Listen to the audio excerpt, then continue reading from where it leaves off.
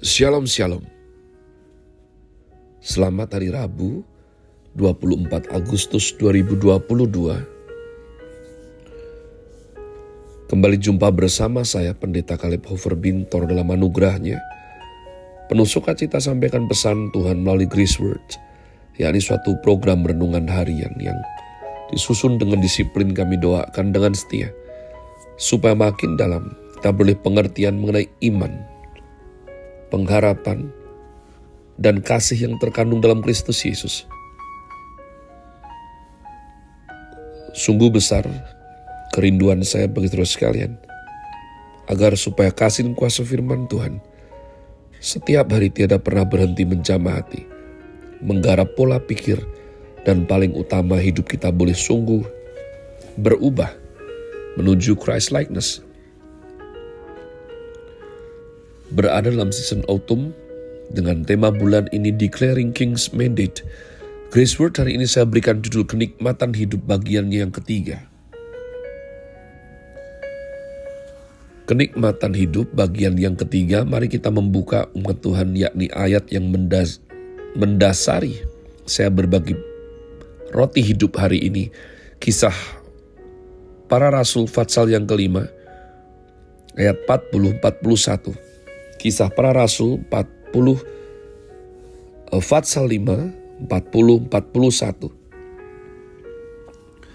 Mereka memanggil rasul-rasul itu, lalu menyesah mereka dan melarang mereka mengajar dalam nama Yesus. Sesudah itu mereka dilepaskan. Rasul-rasul itu meninggalkan sidang mahkamah agama dengan gembira, karena mereka telah dianggap layak menderita penghinaan oleh karena nama Yesus.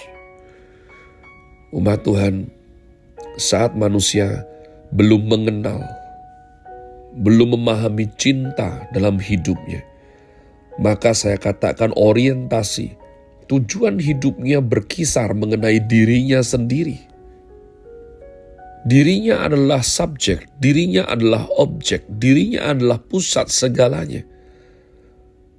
Bagaimana keren di muka umum, mencari untung untuk diri sendiri, membahagiakan diri sendiri, memuaskan diri sendiri. Namun jika kita cermati, saat seorang manusia itu jatuh cinta, maka orientasi hidupnya berubah.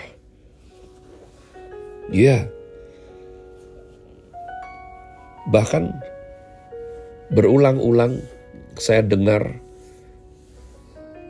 daripada pasangan yang saling mencintai ataupun orang tua yang sudah mempunyai anak yang dia sayangi, pada saat yang dicintainya itu sakit, Tuhan, biar aku saja yang sakit, mohon sembuhkan dia.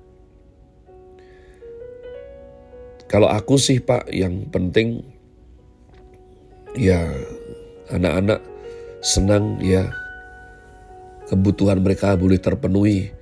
Kalau saya udahlah, saya sudah tidak mikirin diri sendiri, yang penting keluarga saya boleh bahagia. Umat Tuhan, inilah tantangan sejati seorang hamba Tuhan. Bagaimana menuntun umat untuk menemukan kenikmatan sejati itu dalam Kristus. Bahwa jalan salib adalah suatu kesukacitaan besar. Jadi saya sedih sekali kalau ada oknum-oknum pendeta yang mengiming-imingi ikut Tuhan supaya kaya, supaya sukses, supaya berhasil, supaya sembuh. Apakah itu salah? Tidak. Bagian sukses, sembuh, mujizat belum tentu salah. Saya katakan belum tentu. Ya. Tapi kalau engkau jadikan itu tujuan, saya yakin itu salah. Karena semua pernak-pernik itu merupakan suatu modifikasi bonus kembangan, di mana intinya adalah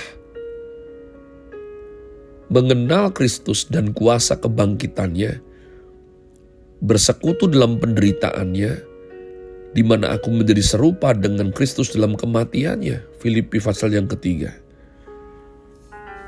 Sebagaimana ayat yang kita baca hari ini,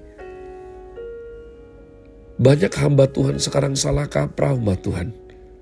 Bahkan antri pun tidak mau. Aku anak raja. Anak raja gak usah antri. Ngeri, antri pun tidak mau. Ya, ada suatu broadcast dikirim oleh kawan saya yang berisi bagaimana seorang pendeta di Amerika galang dana janji iman untuk membeli pesawat pribadi yang keempat. Sudah ada 3, tapi Tuhan Yesus ya itu mau dia beli yang keempat. Ngeri tidak? Rasul-rasul ini disesah. Sesah itu disiksa umat Tuhan secara jasmani, secara mental juga. Ya, kenapa? Melarang mereka mengajar dalam nama Tuhan Yesus. Ketika dilepaskan, perhatikan ayat yang tadi kita baca. Mereka meninggalkan sidang mahkamah agama dengan gembira, karena mereka telah dianggap layak menderita penghinaan oleh karena nama Yesus. Perhatikan umat Tuhan, titik beratnya. Jadi, apakah ikut Tuhan lalu harus pahit terus? Tidak, siapa bilang? Apakah lalu tidak boleh menikmati berkat? Oh, siapa yang bilang? Tapi akan jadi keliru umat Tuhan kalau yang dikedepankan adalah keinginan tersebut. Itu akan menjadikan Kristen, agama yang paling mulia, menjadi penyembahan egosentris. Sebagaimana orang datang ke Gunung Kawi, Gua Langse, supaya ego mereka yang dipenuhi. Doaku dikabulkan, kekayaanku bertambah, ya, kemauanku terjadi, ku semua itu. Jadi umat Tuhan, bagaimana kita mendidik jemaat, bagaimana kita sendiri berubah pikirannya, bahwa rupa-rupanya menderita bagi Kristus itu adalah suatu kepuasan dalam iman Kristen. Mari lebih dalam kita gali, pelajari mengenai perubahan pikiran atau metanoia ini.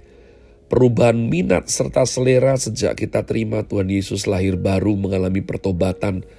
Apa yang membuat kita susah? Apa yang membuat kita senang? Apa yang menuntut dan sanggup menyeret kita untuk mengejar sesuatu? Hal-hal mengenai Tuhan dan kemuliaannya, atau hal-hal duniawi lagi? Yang mana umat Tuhan? Saya selalu ingat pada waktu saya masih bego. Dalam rangka mengejar untuk dosa, saya berjuang hebat sekali. Susah diurungkan, susah dihentikan. Ya, baik untuk pornografi, ya, untuk mendapatkan psikotropika, obat-obatan, waktu itu drugs, segala macam. Hal-hal yang sangat gak gampang. Di usia yang begitu muda, harus cari koneksi, cari KTP yang 17 tahun ke atas, cari dokter yang mau menuliskan resep.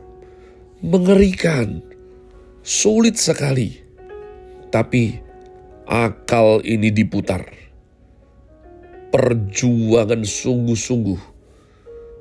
Bahkan ketika sudah dapat barangnya, itu berarti saya mengkhianati kerinduan orang tua untuk sekolah dengan baik.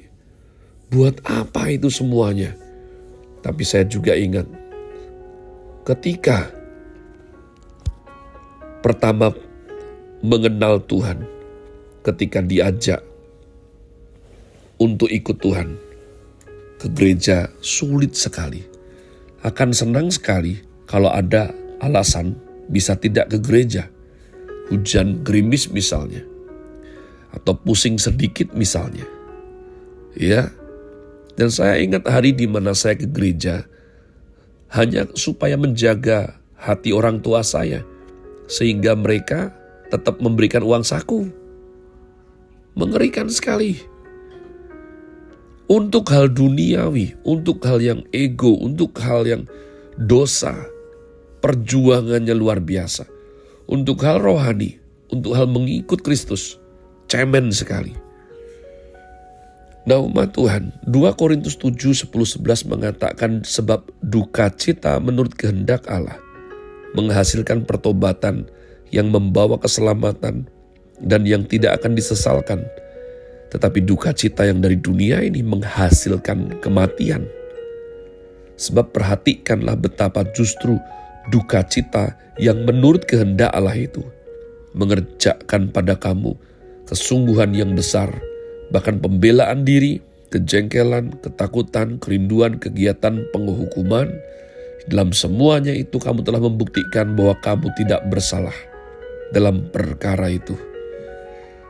Jadi, duka cita ilahi, apakah kita mengalaminya? Jenis duka cita karena kita nggak kudus, karena kita bolong saat teduh, bahkan tidak terpikir saat teduh.